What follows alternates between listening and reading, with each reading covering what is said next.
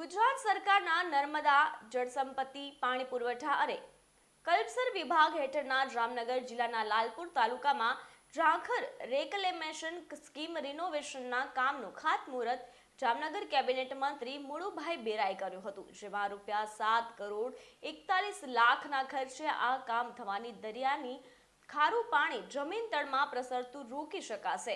આજુબાજુના 10 જેટલા ગામડાઓના ખેડૂતોને સિંચાઈનું વર્ષ દરમિયાન લાંબા સમય સુધી લાભ મળશે।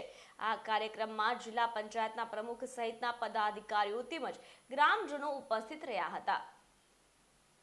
આબુ ઝાંખરનો રેક્લેમેશન ડેમ નું એક રિપેરિંગ કામ એટલે મજબૂતીકરણનું જે કામ છે એ ₹7 કરોડ 51 લાખ ખર્ચથી ફરીથી આ ડેમ છે એનું સ્ટ્રેન્થનિંગ મજબૂતીકરણ છે થવા માટેનું કામનું આજે આપણા ભૂમિપૂજન કરવામાં આવ્યું છે।